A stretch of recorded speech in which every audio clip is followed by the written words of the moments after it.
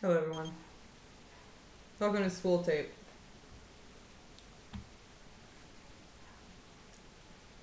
Alright. A high pitched squeal tears through the silence of the dark room as his red eye slowly blinks to life and stares back at me.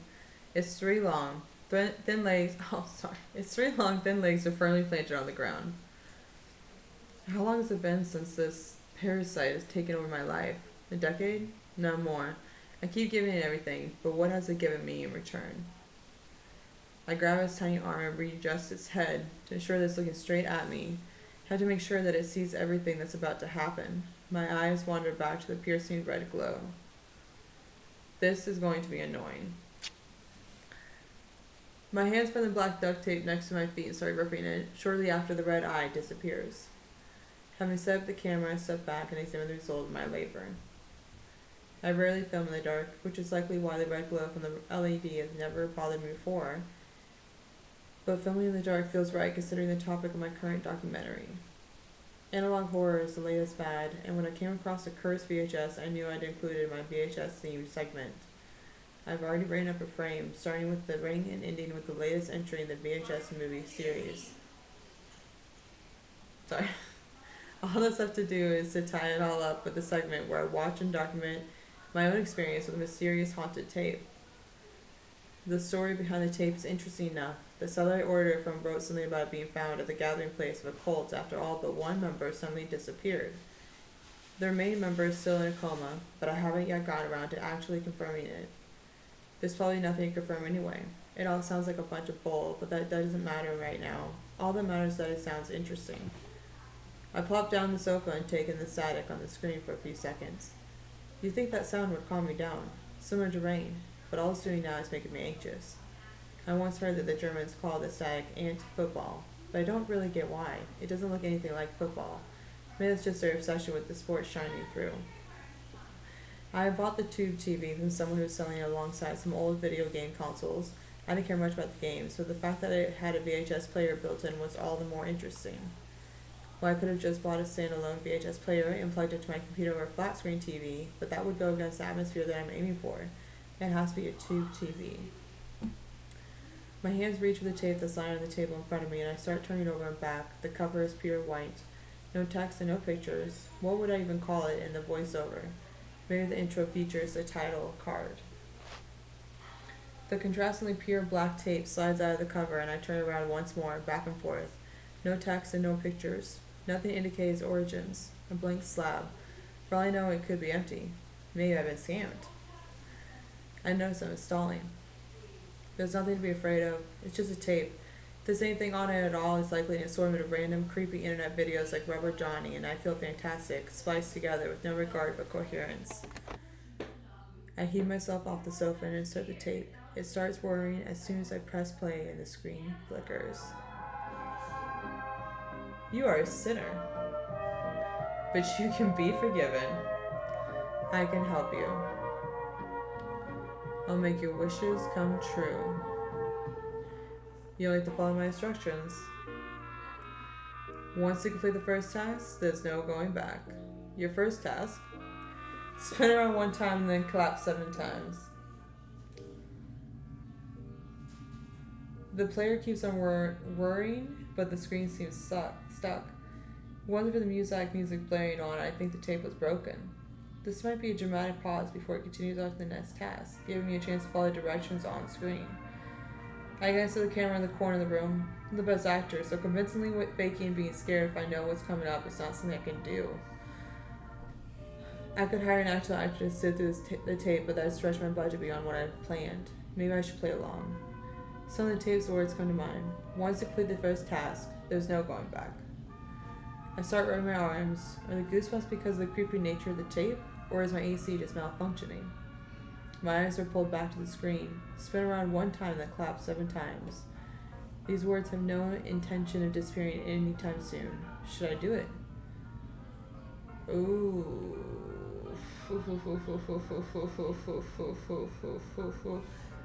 We know this multiple. Okay, I know this multiple endings. My bad. So I don't want to stop this yet. I'm going to complete said task and go on. Sure, let's do it. I can reshoot this part if I end up looking ridiculous. Exactly. Spin once and clap 7 times. Nothing easier than that. One spin, and then clap 1, 2, 3, 4, 5, 6, 7. That can't be good. I'm happy to see you've agreed to our contract. I say there's no going back anymore. Quitting now would put you at great risk. So I ask for your cooperation. Your next task. Gather together a few objects. Find something that hurts and something that documents. Okay. I'm sitting frozen in front of the TV. Hot blood rushes to my head. Is it just a coincidence that the image changed the moment I had completed the task? It must have been. Whoever made this tape must have had a good feel for when people would stop thinking about whether it was bull or not and follow the instructions on screen. All would have fallen apart if the tape had moved on too quickly. But it didn't. Not this time. And the camera captured my genuine reaction. This is perfect. But the way that the tape has said that quitting was not an option, it makes it all the more tempting to see what would happen if I were to go against his wishes. But of course, nothing would happen. But there's something inside of me that wants to confirm it, that wants to make sure.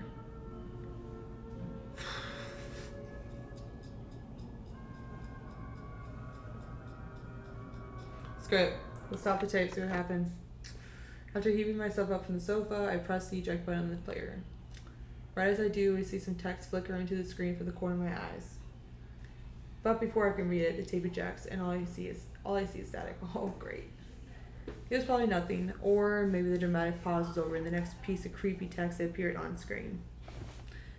I flopped down to the sofa. What did I expect? It's a pseudo-creepy tape that someone made in their free time to make some cash off of gullible people. Nothing supernatural about it. My shoulders feel sore and I start rubbing them. Did I pull something while ejecting the tape? My age is starting to show, though I'm only in my 30s. Hey. Then a tugging sensation spreads through my thighs as well. Something is wrong. What? Something of soaring pain crawls alongside my biceps. I quickly stand up. Did I accidentally sit on something? But the sofa looks completely ordinary. The pain increases as I find myself forced to the floor. It's as if something is pulling my arms and legs. What is... Ouch. A young man was found dead in his apartment this morning. The neighbor called the police after hearing a loud bang coming from upstairs. What awaited the police was a scene straight from a horror movie. His body was severely mutilated and his limbs were displaced from the scene of the crime. My bad. The police are treating this as a murder case. I urge the residents in the immediate vicinity to be cautious and contact the police if they see anything suspicious. This was 8 p.m. news. Have a nice night, despite the grisly state of our world. You died. Click here to try again. Oh my god. That is hilarious. Okay, hold on. Okay.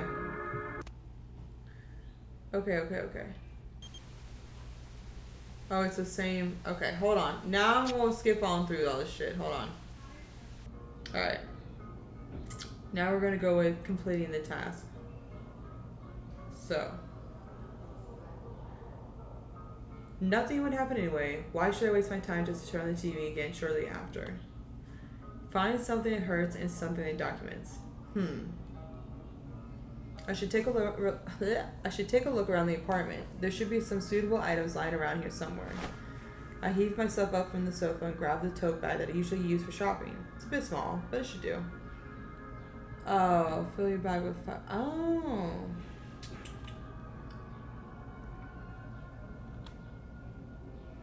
Smell my dinner is still hanging around the room. Unwashed dishes are scattered inside my sink. A well-familiar friend greets me as I walk towards the dining table. The drink of heaven, the drink of the devil, worse than stink venom, more gratifying than ambrosia. My trusty bottle of whiskey. We've been through a lot together, haven't we? What do we say? Should we go on another venture, you and me? Should I take the bottle of whiskey with me? Yeah.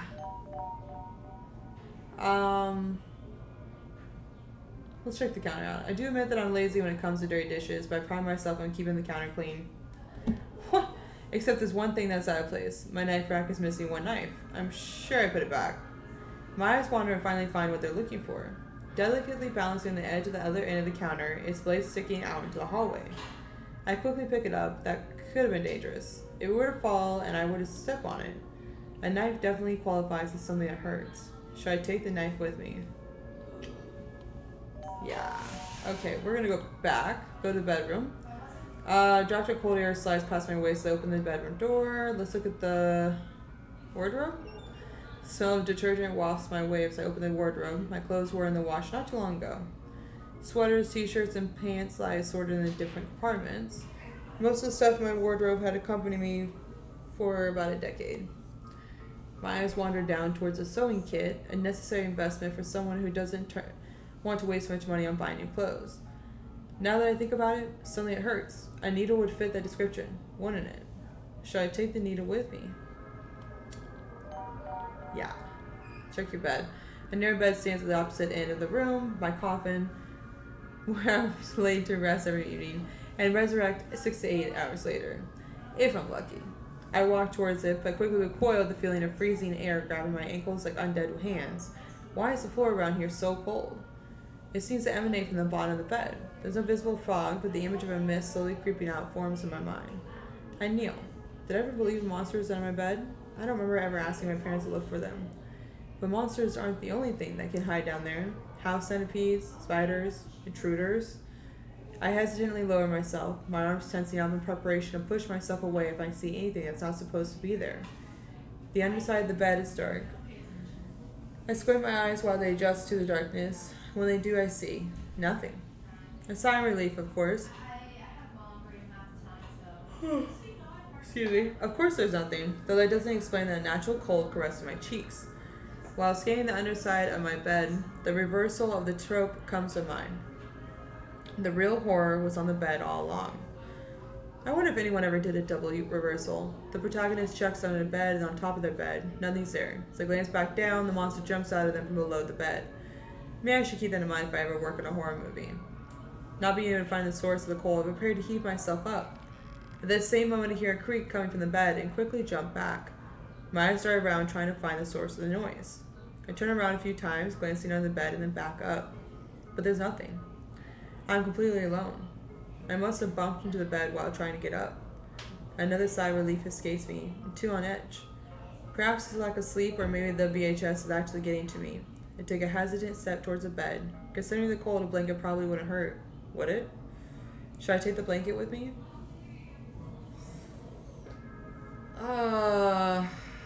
Screw it. Do we have 5 things? I feel like, wait. Oh no, let's go back. Hold on. Supply closet. Let's check the toolbox. The toolbox is probably one of the few objects that leave this closet the most. Before long, it returns to its 1x1 meter prison. That's funny. There's bound to be something useful in here. Drill, too heavy. Screwdriver, I probably won't need to tighten any screws. Hammer, what could I... Actually, hammer sounds about right. It fits VHS's demand for something that hurts.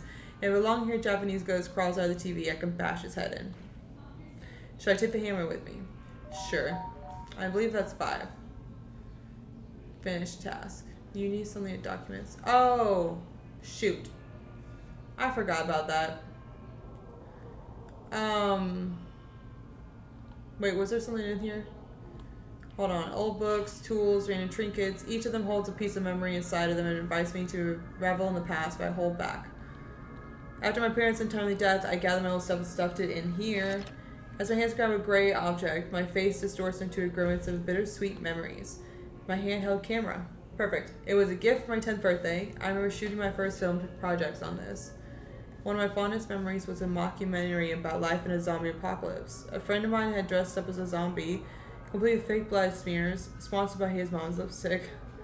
Getting the stains out was a pain, from what I heard. He had to do it while his mom lectured him, figuratively searing a horn to the back of his head with her piercing gaze. Back then, this camera was a symbol of freedom. Now it symbolizes shackles. Well, technically, the true shackles of capitalism. Anything can turn into a chore if you have to do it to pay rent. I suppose filming is a way to document. Should I take the old camera with me? I'm carrying too many items. I should put one back where it was before I pick up a new one. Okay. Yes. We'll put the hammer back. We'll take the camera. We'll go back. We're good. We finished our task. Alright, that should be enough. I sit in front of the TV, placing the tote bag in front of me. New text flickers onto the screen. I see you've gathered materials you'll need. Rejoice, your salvation is near. This is not good. This is your final task. Oh boy. Use the object that hurts on a limb. Let your blood flow on the object that documents. Remember, there's no going back. There will be consequences if you stop now. Bleed. Alrighty. Yet another wave of chill air envelops me. I grab my shoulders. Has it gotten even colder? My body tenses as I reread the final words of the VHS. Bleed. Isn't this going too far? Like, how did I do that? There will be consequences if you stop now. An unease spreads around my body. My stomach contracts as I try to reason with myself. This is just a creepy home project. Nothing will actually happen if I stop now. One moment, please. There's a lot more reading than I thought.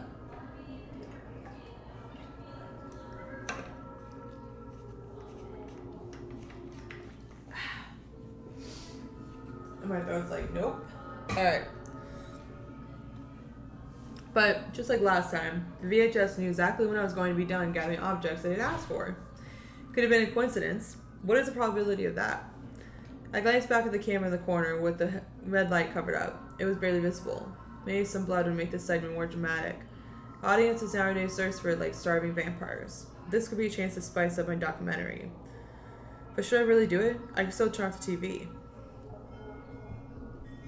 I'm gonna complete the task. Because I can only imagine stopping the tape's just gonna be detrimental. I don't know if you remember the last time we did that. It wasn't good. We're gonna complete the task. Let's see where this goes. I guess I'll actually do it. What object should I use?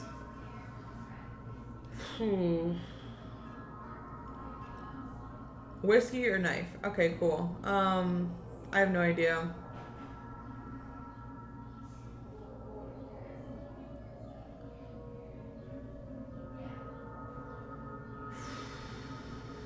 We're gonna break the bottle though? I'll go with knife. I muscle the knife in my hands. In movies, I always slice across the palm. There's no need to be that dramatic though. A small prick should do it. Although I'm unsure how to go about it, I have never made myself bleed on purpose before. Do I do it slowly, making sure not to hurt myself more than I need to? Do I do it quickly to get over with? I decided on the latter. I winced slightly as I stabbed my index finger. I cut deeper than I wanted to. I'm unsure if I should be proud of myself for taking such good care of my knives, or if I should curse myself. A small blood droplet forms from the tip of my finger. What should I let the blood drip onto? I would assume the camera. My blood drips into the camera. I expectantly glance at the TV, but nothing happens. Then I hear a faint electric noise. I look back down at the camera. It's turned on. My lap is colored and is sickly blue by the screen's light. Suddenly the scene changes. A dark figure sits in front of a window. Due to the lighting, they're completely covered in shadows. Then the figure starts reciting in a deep, monotonous voice. I'm not even gonna try. Oh, okay. Uh-huh. Yep. What the hell is going on? What is this supposed to mean? Oh. That's creepy. This is an incantation. It means that my time has finally come. You have given me enough power to enter your realm.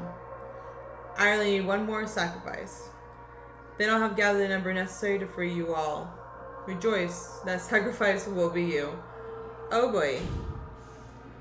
I jump up from my seat as a sound echoes from somewhere in the house. This can't be real. I try to calm myself down, but fail to do so. My chest contracts. A pain that pulsates with every heartbeat spreads throughout my chest. I need to get out of here. I need to run. These words flood my brain as I turn towards the door that leads out of the apartment. But it's gone. There is no door. A white solid wall blocks my escape from what could very soon become my tomb. My eyes start to the window. It too has vanished. This can't be real. This can't be real. Like a mantra, I repeat these words inside my head. I dash towards the bathroom in a panic. But I stumble over my feet and hit my head on the door. Ouch. The adrenaline lets me forget the pain almost instantly. I try to force the door open, but wooden boards block my way. What? How did this... My head whips around towards the bedroom. The door is covered in tape. When did this happen? Another noise makes me jump. I need to hide. My eyes dart towards the other doors. They didn't disappear, but they also don't have any locks. How can I clear the way? Thank God. Right, I used a knife to get rid of the tape on the door. Oh, this is interesting. Okay. Thanks to the sharpness, I managed to free the way fairly quickly, leaving no residue behind. I rushed inside. Right as I locked the door, I heard a crash. Judging by the direction of the sound, it must have come from the kitchen door. Then footsteps, they were still distant.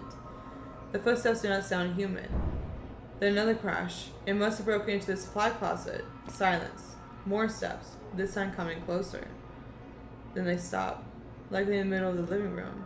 It's searching for me. Silence. What is it doing? More silence. Then a sound.